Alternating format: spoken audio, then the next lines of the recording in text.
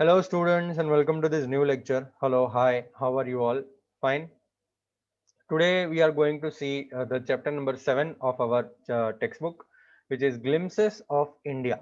Glimpses of India वाला 7th chapter है हमारे टेक्स्ट बुक में, तो हम आज वो देखने वाले। इसके 3 पार्ट्स हमको दिए गए हैं। जो है सबसे पहला part baker from Goa, which is written by Lucio Rodrigues. Part 2 है Coorg, which is written by Lokesh Abrol. और पार्ट 3 है टी फ्रॉम आसाम, जो लिखा है अरूप कुमार दत्ता ने। टेक्निकली हम बोलने जाए ग्लिम्सेस ऑफ इंडिया के अंदर, तो इंडिया की एक झलक हमको देखने को मिलेगी। ग्लिम्सेस का मतलब झलक, तो यहाँ पे हम गोवा, कुर्ग, आसाम, ये सारी जगहों का एक झलक देखेंगे। इसके हिस्ट्री के बारे में जानेंगे, इसके कैसे वहां पे पहुंचना है, अगर ट्रैवल करना चाहते हैं आप तो कैसे पहुंचना है, तो वो सारी डिटेल्स हमको यहाँ पे चैप्टर के अंदर दी गई है। तो will see from the part 1 which is a baker from Goa. ठीक है, चलिए हम बात करते हैं, सीधे ही पार्ट 1 पे आ जाते हैं और बेकर फ्रॉम गोवा शुरू करते हैं। This is a pen portrait of a traditional Goan village baker who still has an important place in his society. बेटा, पेन पोर्ट्रेट का मतलब क्या होता है? सबसे पहले तो कि भाई किसी और ने लिखा है, और लिखा है ट्रेडिशनल गोवन विलेज बेकर के बारे में। बेकर तो आप सब जानते हैं, जो ब्रेड बनाता है, ठीक है, वो होता है बेकर। गोवा के विलेज बेकर के बारे में हमको यहाँ पे पोर्ट्रेट दिया गया है, और वो लिखा है हमारे लूसियो रोड्रिगेज ने। ठीक है, चलिए तो बात करते हैं गोवा के विलेज बेकर के बारे में। क्या है गोवा गोवा में क्या है इंपॉर्टेंस बेकर का, उसके बारे में बात। चलिए, our elders are often heard reminiscing nostalgically about those good old Portuguese days. हमारे एल्डर्स, अब यहाँ पे लूसियो जो है वो ये बोल रहे हैं कि भाई हमारे जो एल्डर्स हैं, हमारे जो बड़े लोग हैं, ठीक है, वो ऑफन सुने जाते हैं, जो याद कर रहे होते हैं, वो अपने पास्ट के बारे में याद कर रहे होते हैं। ठीक है, और उनको बहुत मजा आता है। क्यों? क्योंकि वो गुड ओल्ड पोर्चुगीज डेज थे। तो पास्ट के दिन में हम अगर बात करें, ऐसे थोड़ा एसएस में चले जाएं, तो हम बात करें तो हमारे इंडिपेंडेंस से पहले और इंडिपेंडेंस के कुछ सालों तक गोवा जो था वो पोर्चुगीज के राज के अंदर आता था। ठीक है, तो पोर्चुगीज वहां पे पहले से ही राज करते थे, और वहां पे पूरा एस्टेब्लिश हो गए थे पोर्चुगीज। तो वो समय बता रहे हैं हमको यहाँ पे कि भाई हमारे जो पूर्वज, हमारे जो एल्डर्स हैं, हमारे जो बड़े लोग हैं, वो याद कर रहे हैं वो गुड ओल्ड पोर्चुगीज डेज को। ये पोर्चुगीज और अपने ब्रेड के लिए बहुत जाने जाते थे। ठीक है, पोर्चुगीज को भी याद कर रहे हैं, और उनके famous loaves of bread. Bread का लोव, लोव मतलब क्या? वो बड़ा पार्ट होता है ना, जो ब्रेड का बड़ा सा पार्ट, उसको हम बोलते हैं लोफ। तो उसको ब्रेड के लोव्स के लिए बहुत ही फेमस थे। ठीक है, और वही याद कर रहे हैं वो। Those eaters of loaves might have vanished, but the makers are still there. तो यहाँ पे हमको क्या बता रहे हैं? नॉस्टैल्जिक हो रहे हैं यहाँ पे ऑथर। नॉस्टैल्जिक मतलब वो पास्ट का याद करेंगे, भले ही वो लोव्स खाने वाले लोग शायद वैनिश हो गए होंगे। वैनिश मतलब वो चले गए होंगे, लेकिन मेकर्स आर स्टिल देयर, बनाने वाले अभी भी हैं। We still have amongst us the mixtures, the moulders and those who bake the loaves. तो हमारे साथ साथ गोवा के अंदर अभी भी वो मिक्सर्स हैं, जो मिक्स करते हैं, ठीक है, आटे को मिक्स करते हैं, मोल्ड करते हैं आटे को, और बेक करते हैं लोव्स को। तो वो सारे लोग अभी भी गोवा के अंदर हैं। Those age old time tested furnaces still exist. Age old मतलब पुराने, ठीक है, और टाइम टेस्टेड मतलब बहुत समय से चल रहे हैं, चलते ही जा रहे हैं, ठीक है, बिगड़ नहीं रहे। तो फर्नेसेस जो हैं, वो भट्टियां जो हैं जिसमें ब्रेड को बेक किया जाता है, ठीक है, अभी भी है, still exist. The fire in the furnaces has not yet been extinguished. आग वो भट्टियों में से अभी भी बुझी नहीं है। ठीक है, मतलब वो अभी भी चल रही है। The thud and the jingle of the traditional baker's bamboo heralding his arrival in the morning can still be heard in some places. भाई अभी मैं थोड़ा पास्ट के बारे में बात कर दूं, तो बेकर जो थे वो कैसे आते थे, तो हमको डिटेल में बाद में दिया हुआ है, लेकिन बेकर जो है वो चलते चलते आते थे। उनके हाथ में एक बाम्बू की स्टिक होती थी, और वो स्टिक की ऊपर कुछ घुघरी जैसा लगा हुआ था, जिससे जिंगल की आवाज आती है, जिंगल जिंगल। ठीक है, तो वो धड़ पछाड़ते थे वो बैम्बू स्टिक, और जिंगल की आवाज जब पछाड़ते थे तो आवाज आती थी। तो वो आवाज अभी भी सुनाई देती है। मतलब वो जब सुबह में आते थे, वो जब मॉर्निंग में आते थे, तो ये आवाज आती थी। ठीक है, वो थड़ और जिंगल की आवाज आती थी उनके बैम्बू स्टिक की। यहाँ पे ऑथर जो है लूसियो जो है वो हमको यही बता रहे हैं कि वो आवाज अभी भी आती है। Maybe the father is not alive but the son still carries on the family profession. तो शायद फादर अलाइव नहीं होंगे लेकिन उनके बेटे but the son still carries on the family profession. तो फैमिली प्रोफेशन अभी भी चालू है ऐसा बता रहे हैं हमको यहाँ पे। These bakers are even today known as पदेर in Goa. Goa में ये बेकर्स को पदेर बोला जाता है। वो एक पोर्चुगीज वर्ड है, एज ओल्ड पोर्चुगीज वर्ड है पदेर।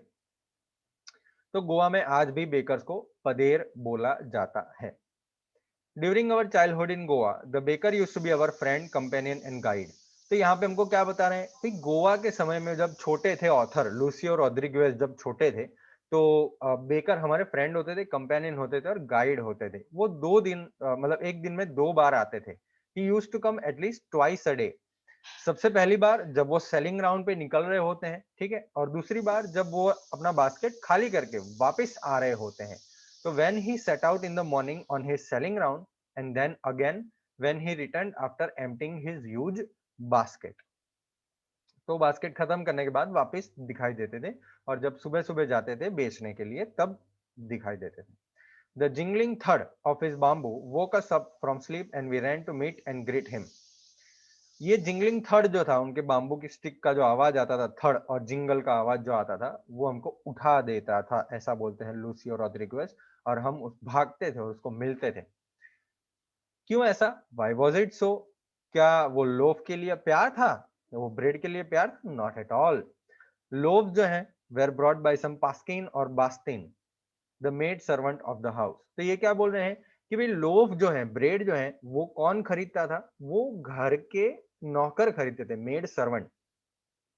पास्किन और बास्तिन यहाँ पे हमको बताया गया है कि भाई मेड सर्वेंट का पोर्चुगीज में पास्किन और बास्तिन बोलते हैं, ठीक है। तो मेड सर्वेंट जो है वो लोफ खरीदने के लिए जाते थे। व्हाट वी लॉन्ग फॉर, भाई ऑथर क्यों जाते थे वहां पे? तो फिर what we long for were those bread bangles which we chose carefully. Sometimes it was sweet bread of special make. तो आपने अगर देखा होगा या नहीं देखा होगा मैं आपको बताता हूँ ब्रेड बैंगल्स क्या होता है। तो एक हार्ट शेप के ब्रेड आते हैं, ठीक है, स्वीट ब्रेड आते हैं, हार्ट शेप के होते हैं, सर्कल शेप के होते हैं, जो ब्रेड बैंगल्स बोले जाते हैं। तो उनको बहुत पसंद था ब्रेड बैंगल्स। अब यहाँ पे ये बता रहे हैं कि भाई बड़े लोगों के लिए लोफ होता था और बच्चों के लिए ब्रेड बैंगल्स बनाते थे ये baker. Sometimes it was sweet bread of special make. तो एकदम बढ़िया, कई कई बार तो उनको बढ़िया स्वीट ब्रेड मिलता था। The baker made his musical entry on the scene with jhang jhang sound of his specially made bamboo staff. तो बाम्बू स्टाफ, बाम्बू की लकड़ी, स्टाफ मतलब लकड़ी। तो बाम्बू की लकड़ी वो स्पेशली जो बनाते थे जिसमें से झंग झंग आवाज आती थी, घुघरी लगाते थे वो उसके ऊपर, उससे वो एक म्यूजिकल एंट्री सीन में करते थे। One hand supported the basket on his head and the other bang the bamboo on the ground. तो दूसरे हाथ में बाम्बू होता था और एक हाथ अपना सिर के ऊपर जो टोकरी लगी हुई है ब्रेड की उसके ऊपर पकड़ने में लगा हुआ था। He would greet the lady of the house with good morning and then place his basket on the vertical bamboo। तो वो जब आते थे घर पे बेचने के लिए तो वो गुड मॉर्निंग बोलते थे और अपना बास्केट वर्टिकल बाम्बू पे रख देते थे। एक बाम्बू, वर्टिकल बाम्बू मतलब क्या? ये होता है हॉरिजॉन्टल और ये होता है वर्टिकल। तो बाम्बू सीधा रखते थे और उसके ऊपर वो बास्केट रखते थे। We kids would be pushed aside with a mild rebuke and the loaves would be delivered to the servant। तो बच्चों को, हम बच्चे मतलब लूसियो तो तब छोटे थे, तो वो बोल रहे हैं कि हम जब बच्चे वहां पे जाते थे तो हमको थोड़ा साइड में कर देते थे, विद अ माइल्ड रिब्यूक, हमको थोड़ा डांटते थे और हटा देते थे। और फिर लोव्स जो है वो सर्वेंट को दिए जाते थे, वो सर्वेंट खरीदता था लोव। लेकिन हम हार नहीं मानते। हम एक बेंच पे चढ़ जाते, ठीक है, या पारी पे चढ़ जाते, पैराफेट पारी पे चढ़ जाते और हम बास्केट में देखते कैसे भी करके, ठीक है। मुझे आज भी याद है, लूसियो बोल रहे हैं कि मुझे आज भी याद है वो लोव्स की टिपिकल सुगंध, ठीक है, उनको जो सुगंध ब्रेड की आती है वो आज भी उनको याद है। अच्छा कैमरा स्टिक हो रहा है थोड़ा, ओके चलिए। Loaves for the adults and the bangles for the children. तो बड़े लोगों के लिए लोव्स थे और बच्चों के लिए बैंगल्स बनाते थे bakers. Then we did not even care to brush our teeth और वॉश अवर माउथ प्रॉपरली। तो हम बिल्कुल भी केयर नहीं करते थे, हम टीथ भी ब्रश नहीं करते थे, माउथ भी वॉश नहीं करते थे, उससे पहले ही हम खा लेते थे। और क्यों करें हम? Who would take the trouble of plucking the mango leaf for the toothbrush? कौन इतना प्रॉब्लम ले? पहले के जमाने में तो टूथब्रश हमारे जो अब कर रहे हैं वो नहीं थे, ठीक है? वो मैंगो लीफ यूज करते थे, पत्तियां यूज करते थे दांत साफ करने के लिए। तो ये बोल रहे हैं भाई कि कौन इतना टेंशन लेगा, क्यों जरूरी है? Why was it necessary at all? The tiger never brushed his teeth. Tiger ने कभी अपने दांत ब्रश नहीं किए। गरम चाय सब कुछ वॉश कर देता है, एकदम प्रॉपरली सब क्लीन कर देता है आफ्टर ऑल। तो यहाँ पे एक लूसियो रोड्रिगेज जो है वो एक मजाक कर रहे हैं, ठीक है, कि भाई क्या करना है, क्या जरूरत क्या है ब्रश करने की? कोई जरूरत नहीं है, डोंट वरी अबाउट इट। गरम चाय पियो और सब कुछ साफ हो जाएगा मुंह में से, ठीक है? भाई आ गया एक ओरल कॉम्प्रिहेंशन चेक हमारे सामने, तो वो देख लेते हैं हम। What are the elders in Goa nostalgic about? तो शुरुआत में हमने देखा था कि वो एल्डर जो है वो कौन से बारे में सोच रहे हैं। The elders in Goa were nostalgic about the good old Portuguese days, the Portuguese and their famous loaves of bread। तो भाई एल्डर्स ऑफ गोवा जो थे, ठीक है, वो बड़े लोग जो थे गोवा के, वो याद कर रहे थे, बहुत ही प्यार से सोच रहे थे वो good old Portuguese days, Portuguese के जो दिन थे, पोर्चुगीज थे, और उनके ब्रेड, फेमस लोव्स जो थे ब्रेड के, उसके बारे में सोच रहे थे, ठीक है। चलिए number 2, is bread making still popular in Goa? How do you know? Bread making क्या पॉपुलर है अभी भी गोवा में? आपको कैसे पता है? तो yes, bread making is still popular in Goa. The author has described about the existence of time-old furnaces and that still burning fire. हाँ, ब्रेड मेकिंग अभी भी पॉपुलर है गोवा में, और ऑथर हमको यहाँ पे डिस्क्राइब किया हुआ है कि भाई वो पुराने जमाने के अभी भी फर्नेसेस अभी भी जल रहे हैं। Goan society still having moulders, bread mixers and bakers. तो गोवन सोसाइटी मतलब गोवा के अंदर जितने लोग हैं उसके अंदर मोल्डर्स हैं, ठीक है, ब्रेड मिक्सर्स हैं, और अभी भी बेकर्स हैं। चलिए number 3, what is the baker called? तो बेकर को क्या बोला जाता है भाई? पदेर बोला जाता है, ठीक है। The baker are known as pader. तो चलिए भाई ये 4 आंसर्स मैं आपके स्क्रीन पर रख देता हूं, स्क्रीनशॉट खींच लीजिए, आपको बुक के अंदर लिखना है तो। चलिए 10 सेकंड देता हूं मैं स्क्रीनशॉट खींचने के लिए। 10, 9, 8, 7, 6, 5, 4, 3, 2, 1। लास्ट जो फोर्थ क्वेश्चन है वो देख लेते हैं। When would the baker come every day? कब आता baker? Why did the children run to meet him? क्यों भागते भाई बच्चे उनको मिलने के लिए? बेकर 2 टाइम आता, ठीक है, दिन में। The baker came twice every day. सबसे पहले जब वो मॉर्निंग में सेलिंग राउंड पे निकलता है तब, और फिर जब वो रिटर्न होता है अपना बड़ा सा बास्केट खाली करके। बच्चे उनको मिलने के लिए, बस उनको लोफ से प्यार नहीं था, उनको मिलने के लिए क्यों जाते हैं? तो उनको खाली लोफ से प्यार नहीं था, वो तो जो था वो तो मेड सर्वेंट खरीदते थे, उनको तो ब्रेड बैंगल से बहुत प्यार था, ठीक है। वो ब्रेड बैंगल्स के लिए जाते थे, वो ध्यान से चूज करते थे। समटाइम्स एक ब्रेड बैंगल जो है वो एक स्वीट ब्रेड होता था, एक स्पेशल मेक का, मेक मतलब बनाया होता था, स्पेशली बनाया होता था। तो इस वजह से बच्चे जाते थे उसको मिलने के लिए। चलिए आगे जाते हैं। अब गोवन सोसाइटी के बारे में कुछ बताया है कि अभी भी कितना इंपॉर्टेंट है। Marriage gifts are meaningless without the sweet bread known as the bol, just as party और a feast loses its charm without bread। तो मैरिज होते समय गिफ्ट्स में वो स्वीट ब्रेड देते थे जिसको बोलते थे बोल, BOL, बोल, ठीक है। तो यहाँ पे बताया गया है कि मैरिज गिफ्ट जो है वो एकदम मीनिंगलेस है अगर उसके अंदर बोल नहीं है।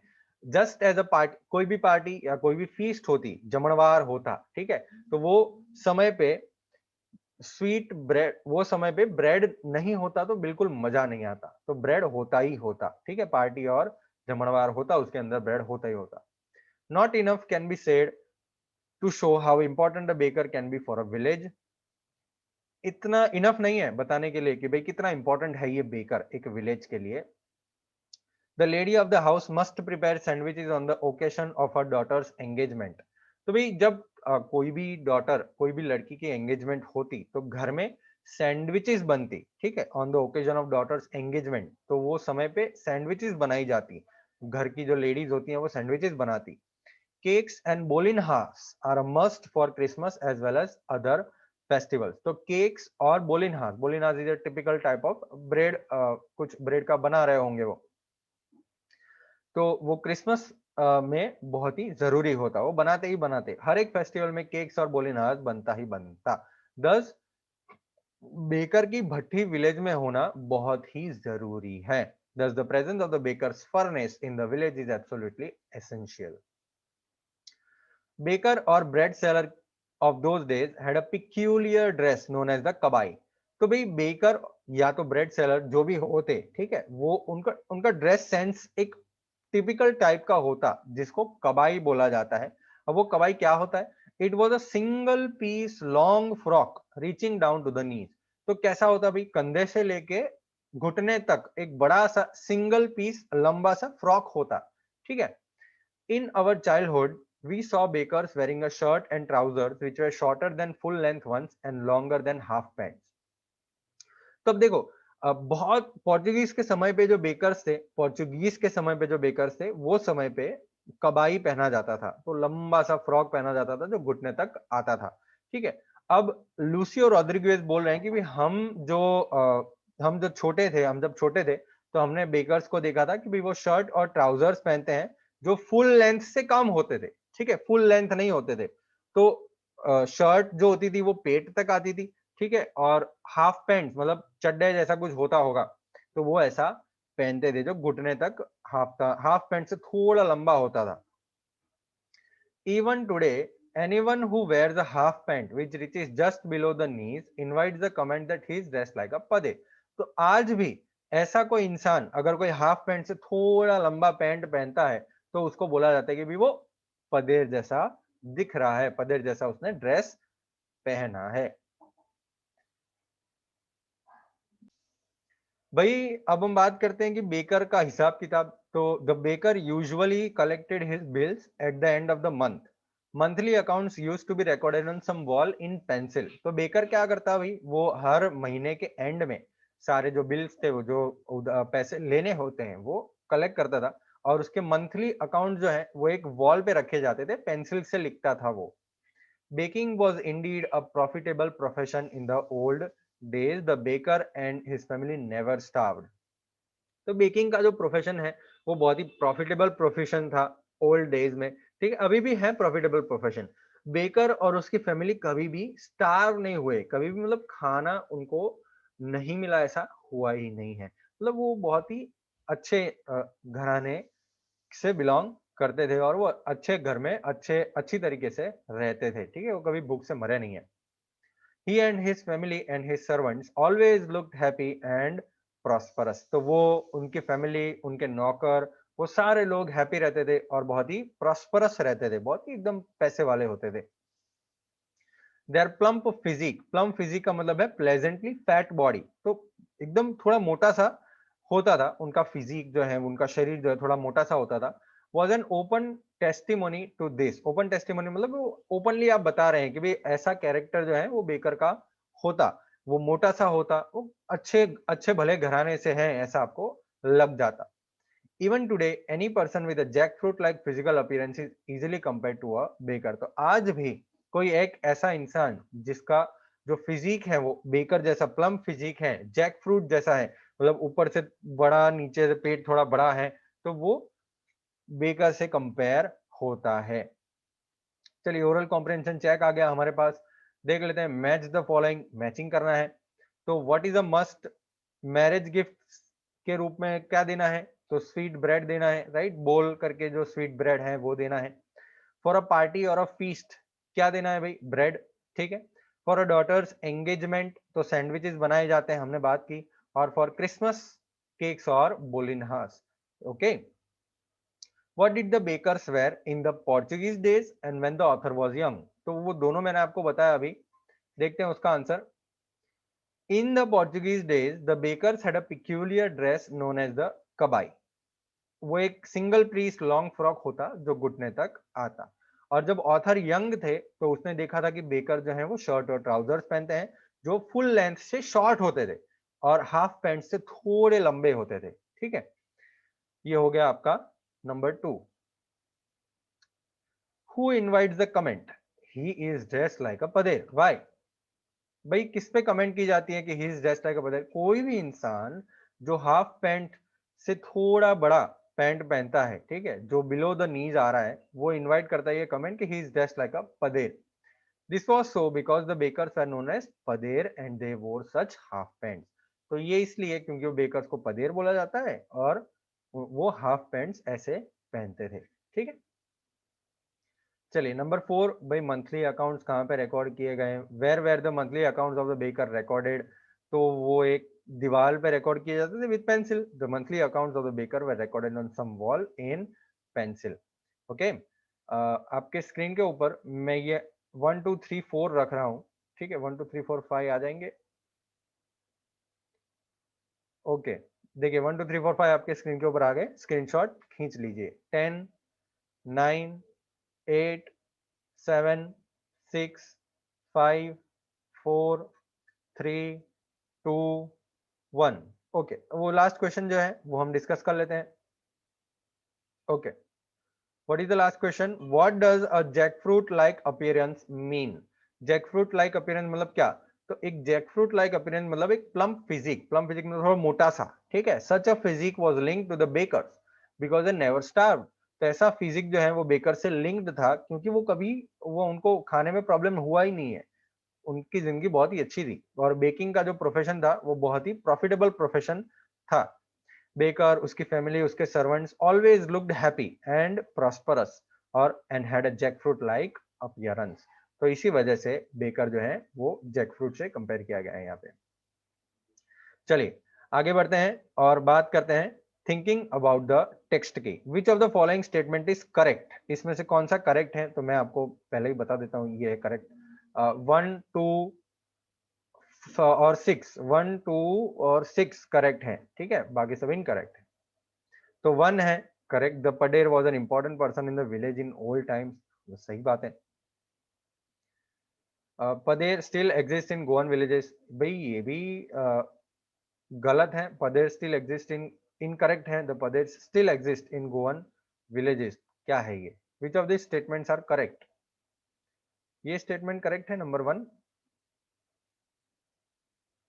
नंबर 2 भी करेक्ट है, ठीक है। Pader still exist in Goan villages, the pader went away with the Portuguese, तो ये गलत है। वो पोर्चुगीज के साथ नहीं गए थे। The pader continue to wear a single piece long frock, ये भी गलत है। उन्होंने अब तो वो शर्ट और ट्राउजर्स पहनना शुरू कर दिया था। Bread and cakes were an integral part of Goan life in the old age, correct. Bread और केक्स, वेर नहीं, अभी भी है, मतलब पास्ट टेंस में लिखा हुआ ही है। Bread and cakes were an integral part of Goan life in the old age, तो नहीं नहीं, अभी भी है ब्रेड और केक्स। तो ये इनकरेक्ट हो गया। नंबर 6 तो करेक्ट था, traditional bread baking is still a very profitable business, yes obviously. Pader and their family starve in present times, not at all, अभी भी वो कभी भूख से मरे नहीं है, ठीक है। Is bread an important part of Goan life, कैसे पता चला? क्या ब्रेड इंपॉर्टेंट पार्ट है गोवन लाइफ का? Yes obviously, bread is very important part of Goan life. Marriage means are meaningless without the sweet bread known as the bol. For a party, bread is a must, while for Christmas, cakes and bolinhas are a must. Sandwiches prepare किए जाते हैं, जो lady of the house होते हैं उन वो prepare करते हैं on the daughter's engagement. Author हमको बोलता है कि everybody loves the fragrance of loaves, ठीक है। एल्डर्स को लोव्स देते थे और चिल्ड्रंस को ब्रेड बैंगल्स देते थे, जो उनको बहुत पसंद था। और the fact that bakery is still a profitable profession, जो बेकरी अभी भी प्रॉफिटेबल प्रोफेशन है, ये हमको बताता है कि भाई गोवा में ब्रेड का जो प्यार है बहुत ही है, अभी भी है, ठीक है। अब थोड़ा बात करेंगे हम मूड की कि ये जो tick the right answer, what is the tone of the author when he says the following? The third and jingle of the traditional baker's bamboo can still be heard in some places. तो वो एक nostalgic feeling है। अगर आप elimination method करें तो nostalgic, hopeful और sad, तो सैड तो है नहीं, होपफुल तो आता ही नहीं, इसमें क्या होपफुल है?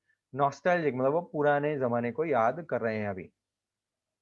Maybe the father is not alive, but the son still carries on the family profession. तो यहाँ पे भी एक नॉस्टैल्जिक फीलिंग आ रही है कि भाई फादर अगर नहीं अलाइव है फिर भी अभी सन कैरी कर रहा है वो फैमिली प्रोफेशन को, तो एक नॉस्टैल्जिक फीलिंग आ रही है। ये सब आप टिक करते जाना। I still recall the typical fragrance of those loaves, तो ये भी एक नॉस्टैल्जिक फीलिंग है, अभी भी याद कर रहे हैं वो जो सुगंध थी लोव्स की। The tiger never brushed his teeth. Hot tea could wash and clean up everything so nicely after all. तो यहाँ पे फनी है या नॉटी है? तो मुझे तो लगता है फनी है, देख लेते हैं हम, फनी ही है, ठीक है। फिर केक्स और बोलीनास जरूरी है क्रिसमस में, दूसरे फेस्टिवल्स में भी जरूरी है। सैड, होपफुल, ये तो आते ही नहीं, मैटर ऑफ फैक्ट, ये सच है। Matter of fact is the right answer. The baker and his family never starved, they always looked happy and prosperous. तो बेकर और उसकी फैमिली कभी भी स्टार्व नहीं हुए, वो हमेशा, मैटर ऑफ फैक्ट ही है, सच बात है, ठीक है। चलिए अब आते हैं हम यहाँ पे। ओके, तो ग्रुप डिस्कशन है। ओके भाई, यहाँ पे हमारा ये part 1 a baker from Goa खत्म होता है। यहाँ पे हमने थिंकिंग अबाउट द टेक्स्ट और ओरल कॉम्प्रिहेंशन चेक के जो जितने भी क्वेश्चन आंसर्स थे उसके बारे में बात की। आशा करता हूँ कि आपने वो सारे देख लिए होंगे, अगर नहीं देखा तो आप पीछे जाके देख सकते हैं वापस से, और वो सारे लिखना शुरू कर दीजिएगा फेयरबुक के अंदर। ओके, मिलेंगे हम अब नेक्स्ट लेक्चर में। आपको होमवर्क यही है कि ये सारे exercise, thinking about the text, oral comprehension check, ये सब आप फेयरबुक में लिख दीजिएगा, ठीक है। और अब मिलेंगे अब नेक्स्ट लेक्चर में और बात करेंगे कूर्ग पार्ट 2। कूर्ग एक कॉफी कंट्री है, उसके बारे में बात करेंगे, जो अपने रेन फॉरेस्ट और स्पाइसेस और ऑब्वियसली कॉफी के लिए बहुत फेमस है। चलिए बाय बाय।